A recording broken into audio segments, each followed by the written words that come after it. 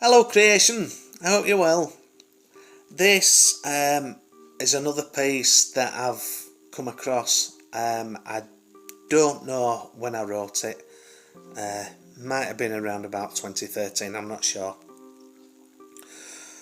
It's with papers that were written around about that time, but that don't mean to say that were written at that time. It's called The Pureness of Soul. Be there a time of incandescence, where love of life shines in your presence, a love so pure with pure intentions, where masters cure you of detention. No more the sound of nightly frights, where heart so tainted fills with fright, and chills of unease wash asunder the calls of old lain still by thunder.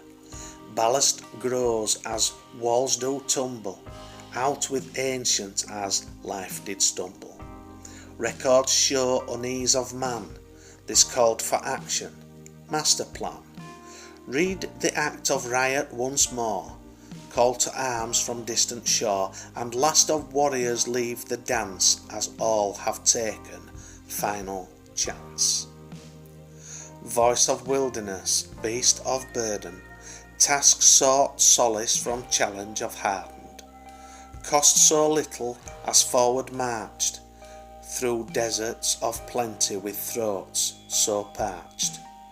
The sleeping angels gather their pace to steal away the misuse race, and leave behind a chosen few, for man misplaced is overdue. Then hearken to a world of woe less, where pure of heart is sure to be blessed, and lead the way toward the new day, where standard calls for hip hip hooray. Faster came the frantic calls from chalice man in kingdom halls, where knights in armour defend their honour, for king, for country, but not for glamour. Arise, arise to stake your claim, for you are not the one to blame, but close at hand is one to walk tall, but short to stay, for bound to take fall. Writer of the scriptures new, be blessed again to follow through the call of arms to spirit who shall not be put asunder. Reason to reason, let doubt not do dwelling, leave axe for the fore Lord, for he to do the felling.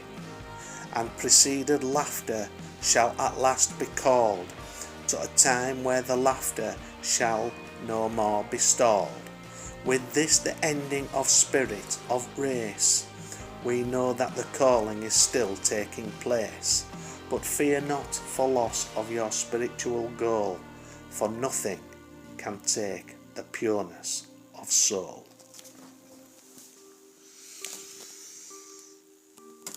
Yeah. Of course I like it. Pureness of soul. Aren't we lucky? Aren't we lucky really in life to be able to have choices that we can make, whether or not to pick a pen up, should you be lucky enough to have a pen, and write down on, if you're lucky enough to have some paper. You know, there is though. We should be grateful for the blessings, because they are blessings. You know, there are some folk in this world who just can't even afford pen and paper. They're struggling just to find food to eat and make ends meet, as the saying goes.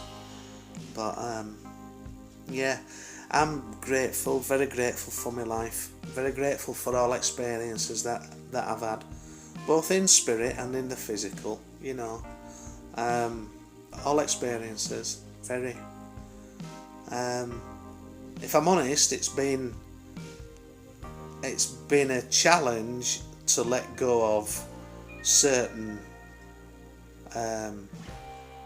wrongs that have been done to me, traumatic experiences, but that's all part of the process, isn't it? That's all part of the process, the healing process, and the acceptance of self, the forgiveness of others, the forgiveness of self, all that. It's all part of a process, you know.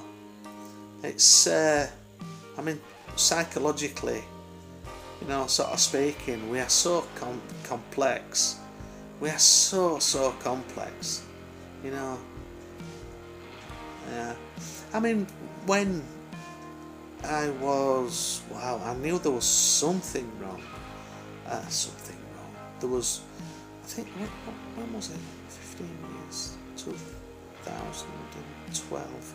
2012. I may well have said this before, I'm not sure. But, you know, my dad passed away in 1997, and it was 15 years down the line. I have mentioned it before, please forgive me. But it was 15 years down the line before it all came out, the grief, you know. I thought I'd sort of done it, and then, you know. But that's why we need to grieve when we lose or suffer trauma. We can't just lock it away, because it bloody well comes back and kicks you. It does. It can knock you for six years down the line, you know, and it affects his life. So we need to do the work on ourselves, on his healing, you know, on his with his feelings, with his heart. You know, we can't let that mind ruin his lives, because we can spend time going over stuff from the past and mulling over it, and all we do is we're just keeping ourselves stuck in a karmic cycle, and that's no good, man. That's no good. No, that's why I can't stress enough how vitally important it is to do your inner healing. You know, it's going to hurt to go into it, but you've got to go into it for you to recognise it, for it to heal, for you to release it. But you've got to release the bugger as well, which I know is easier said than done, because I've struggled like bloody hellfire to let go. And in end of it, there's that saying, I mentioned it in one of the previous videos. You really have just got to let go and let God, they say. Just give it over to the Creator, whatever name you have for it, whatever. Or even if you don't believe in that sort of stuff, just chill out. Just let it go. You've got to let it go, because if not, it's going to ruin your life. It's going to do. Don't make the rules up. It's energy. It's stuff. It's, you know, psychology. It is psychology, isn't it? It is. And to get to the root of something, my God, you really might have to, you know, sort of peel back layer after layer after layer after layer. And there could be that many layers that you might think you're never going to be able to get down to it. But one layer that you take or remove is one less to remove. Bear that in mind. One less to remove. Yeah, just bear that in mind. Anyway, that's it for now. Yeah, just love what matters.